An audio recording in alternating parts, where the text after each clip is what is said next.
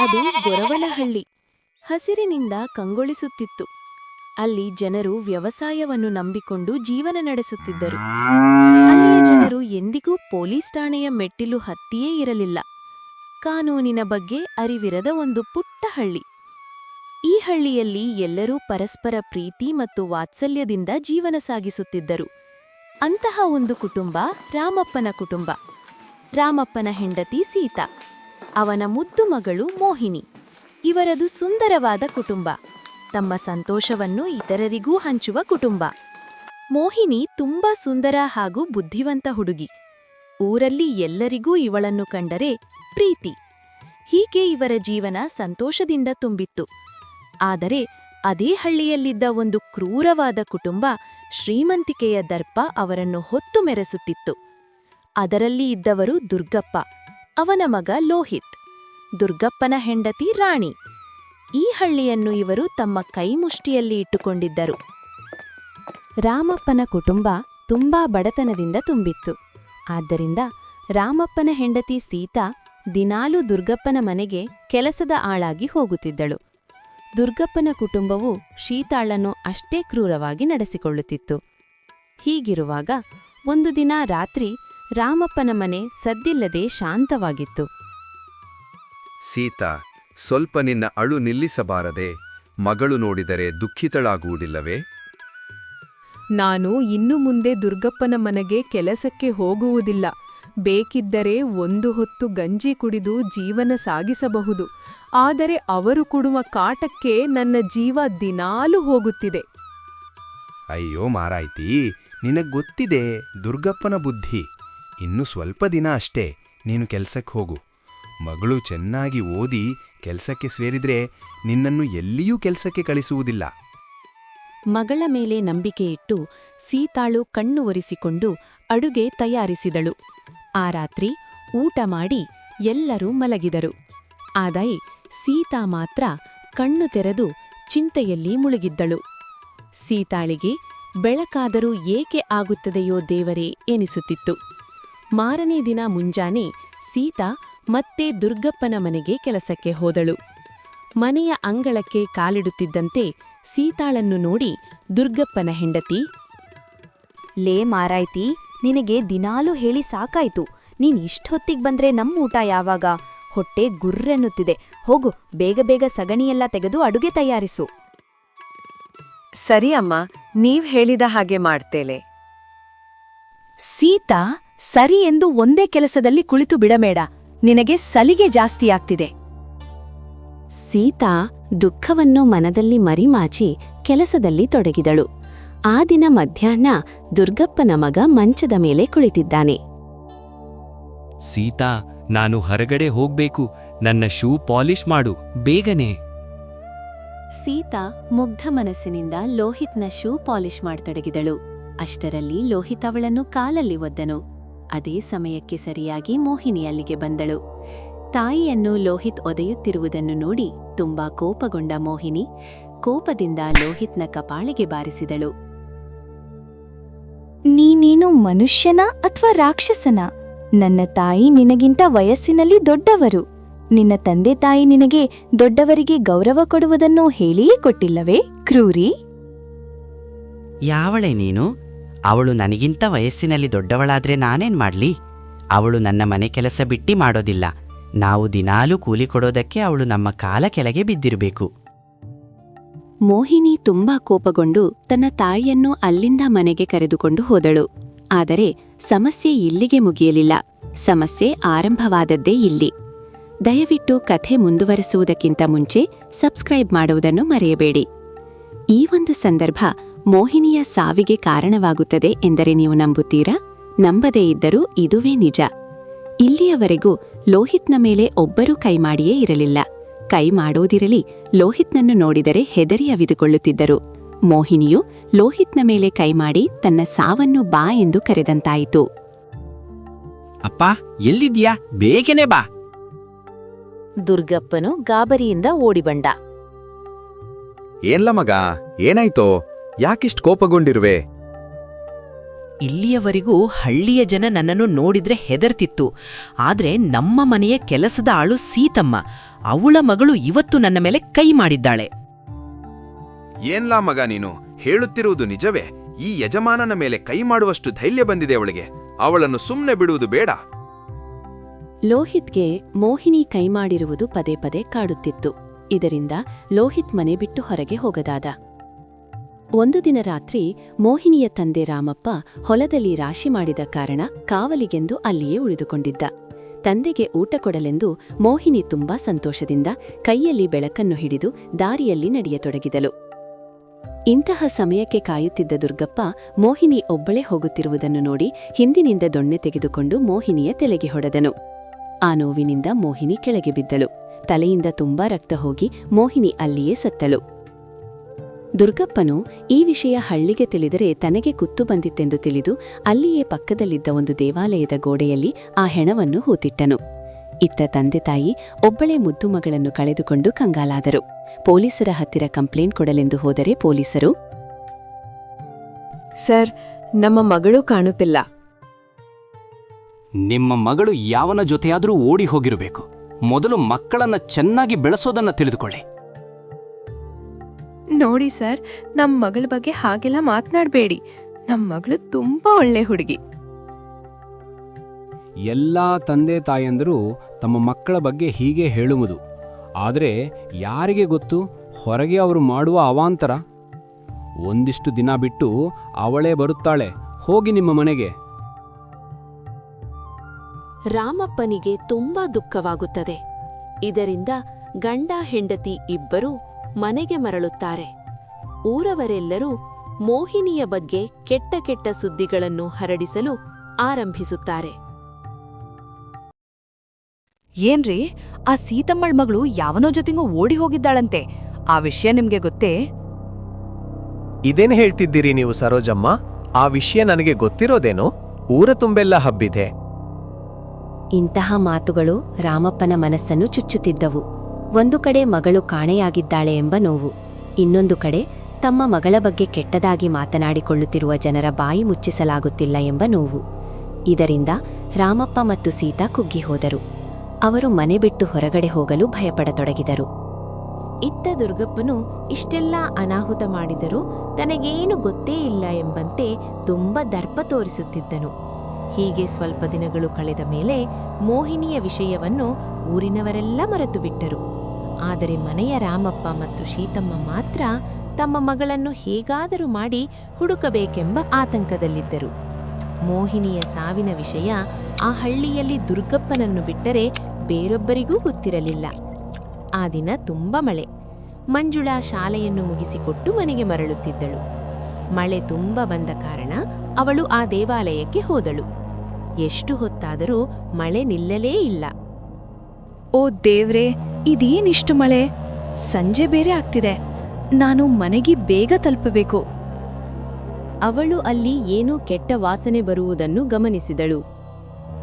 ಇದೇನು ಈ ದೇವಸ್ಥಾನದಲ್ಲಿ ಇಂಥ ಕೆಟ್ಟ ವಾಸನೆ? ಯಾವುದೋ ಪ್ರಾಣಿ ಸತ್ತಾಗಿದೆ ಅಲ್ಲ. ಸ್ವಲ್ಪ ಮುಂದೆ ಹೋಗಿ ನೋಡೋಣ. ಹೀಗೆ ಮಂಜುಳಾಳು ದೇವಸ್ಥಾನದಲ್ಲಿ ಮುಂದೆ ನಡೆದಳು. ಅವಳು ಮೋಹಿನಿಯನ್ನು ಹೂತಿದ್ದ ಜಾಗದಲ್ಲಿ ಎಡವಿದಳು. ಮೋಹಿನಿಯ ಆತ್ಮ ಇದೇ ಸಂದರ್ಭಕ್ಕೆ ಕಾಯುತ್ತಿತ್ತು. ತಕ್ಷಣವೇ ಮಂಜುಳಾಳನ್ನು ಆವರಿಸಿಕೊಂಡಿತು. ಮಂಜುಳಾ ಅಲ್ಲಿಯೇ ಪ್ರಜ್ಞೆ ತಪ್ಪಿಬಿದ್ದಳು. ಮತ್ತೆ ಎದ್ದ ನಂತರ ದೇಹ ಮಾತ್ರ ಮಂಜುಳವಾಗಿತ್ತು. ಆದರೆ ಆ ದೇಹದಲ್ಲಿ ಇರುವವಳು ಮೋಹಿನಿಯಾಗಿದ್ದಳು. ಮೋಹಿನಿಗೆ ತನ್ನ ತಂದೆ ತಾಯಿಯನ್ನು ನೋಡಬೇಕೆಂಬ ಆಸೆ ತುಂಬಾ ಹೆಚ್ಚಾಯಿತು. ಆದ್ದರಿಂದ ಆ ಮಳೆಯಲ್ಲಿಯೇ ನೆನೆಯುತ್ತಾ ರಾತ್ರಿ ಮೋಹಿನಿ ತನ್ನ ಮನೆಗೆ ಹೋದಳು.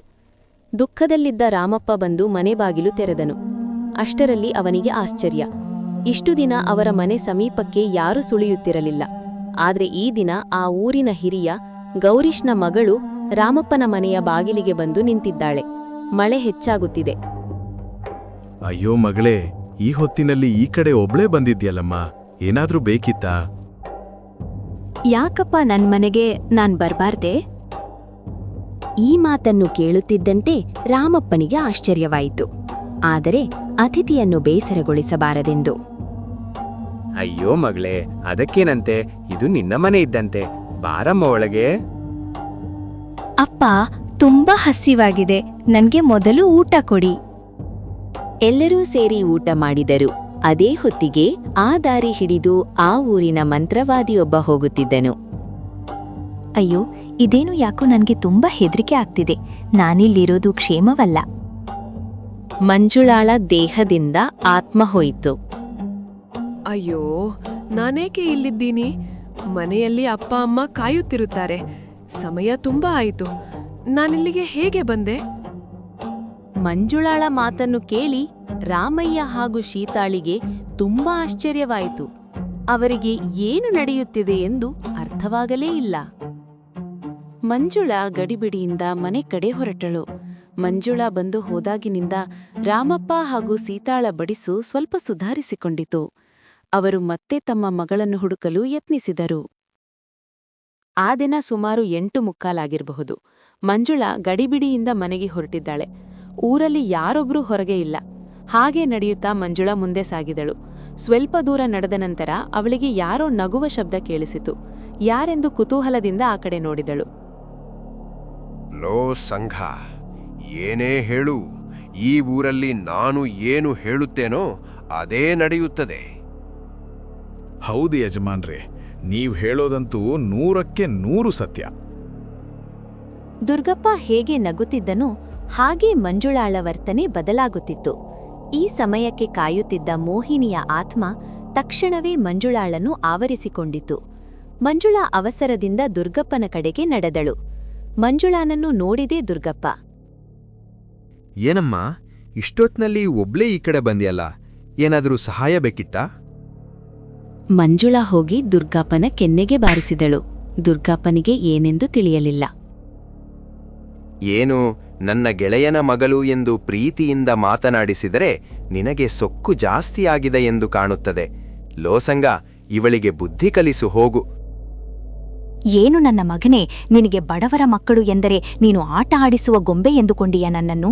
ಎಷ್ಟು ಕ್ರೂರವಾಗಿ ಕೊಂದು ನನ್ನ ಆತ್ಮಕ್ಕೆ ಶಾಂತಿ ಇಲ್ಲದೆ ಅಲೆದಾಡುವ ಹಾಗೆ ಮಾಡಿದ್ದೀಯಾ. ಅಷ್ಟೇ ಅಲ್ಲದೆ ನನ್ನ ತಂದೆ ತಾಯಿ ಕಣ್ಣೀರಲ್ಲಿ ಕೈ ತೊಳೆಯೋ ಹಾಗೆ ಮಾಡಿದ್ದೀಯಾ. ಸಂಗನಿಗೆ ಒಂದು ಅರ್ಥವಾಗಲಿಲ್ಲ.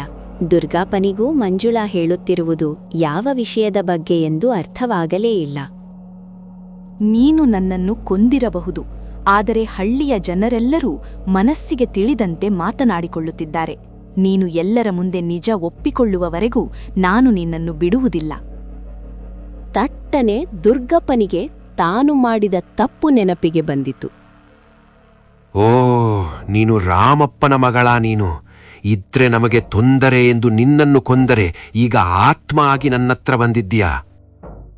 ಸಂಗಪ್ಪ ಅಚ್ಚರಿಯಿಂದ ಇಬ್ಬರನ್ನು ನೋಡತೊಡಗಿದ. ಸಂಗಪ್ಪನ ಕಣ್ಣಲ್ಲಿ ನೀರು ಹರಿಯತೊಡಗಿದವು. ತಕ್ಷಣವೇ ಮೋಹಿನಿ ದುರ್ಗಪ್ಪನನ್ನು ನೆಲಕ್ಕೆ ಅಪ್ಪಳಿಸುವ ಹಾಗೆ ಎತ್ತಿ ಬಿಸಾಕಿದಳು. ಹೀಗೆ ದುರ್ಗಪ್ಪನಿಗೆ ಮೋಹಿನಿ ಒಂದಿಲ್ಲ ಒಂದು ಕಾಟ ಕೊಡುತ್ತಲೇ ಇದ್ದಳು. ಲೇ ದುರ್ಗಪ್ಪ, ನನ್ನ ಆತ್ಮಕ್ಕೆ ಶಾಂತಿ ಸಿಗದೆ ಹೋದರೆ ನಿನ್ನ ಕುಟುಂಬವನ್ನು ಸಂಪೂರ್ಣವಾಗಿ ಕೊಂದು ಹಾಕುತ್ತೇನೆ. ಮೋಹಿನಿ, ನಿನ್ನ ಕೈ ಮುಗಿದು ಬೇಡ್ಕೊಳ್ತೇನೆ. ನನ್ನಿಂದ ತಪ್ಪಾಗಿದೆ, ನನ್ನನ್ನು ಬಿಟ್ಟು ಬಿಡು. ಅಷ್ಟು ಸುಲಭವಾಗಿ ನಿನ್ನನ್ನು ಹೇಗೆ ಡೆಢಿ? ಈಗ ನಾನು ಏನು ಮಾಡಬೇಕು? ಊರಿನ ಎಲ್ಲಾ ಜನರ ಮುಂದೆ ನೀನು ರಾಮಪ್ಪನ ಮಗಳ ಮೋಹಿನಿಯನ್ನು ಕೊಂದು ದೇವಸ್ಥಾನದಲ್ಲಿ ಹೂತು ಹಾಕಿದ್ದೇನೆಂದು ನಿಜಾಂಶವನ್ನು ಹೇಳಬೇಕು. ಆಯಿತು ಮೋಹಿನಿ, ನನ್ನ ತಪ್ಪನ್ನು ಊರ ಜನರ ಮುಂದೆ ಒಪ್ಪಿಕೊಳ್ಳುತ್ತೇನೆ. ಅಷ್ಟರಲ್ಲಿ ಮೋಹಿನಿ ಆತ್ಮ ಹೋಯ್ತು.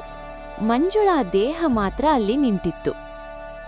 ಏನ್ ಚಿಕ್ಕಪ್ಪ, ಯಾಕಿಷ್ಟು ಗಾಬರಿಯಾಗಿರೋದಿ?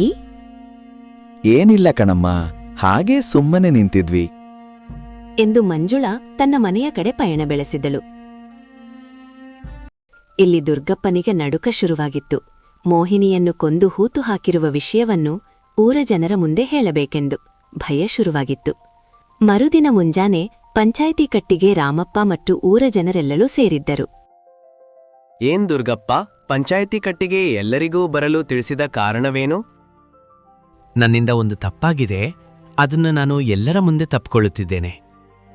ಓ, ನೀನು ಕನ್ನೋ ದುರ್ಗಪ್ಪ ಅಂದ್ರೆ ಈ ಕಾಲದಲ್ಲಿ ತಪ್ಪು ಮಾಡಿದವರು ಅಡುಕೊಂಡು ಕುಳಿತುಕೊಳ್ತಾರೆ.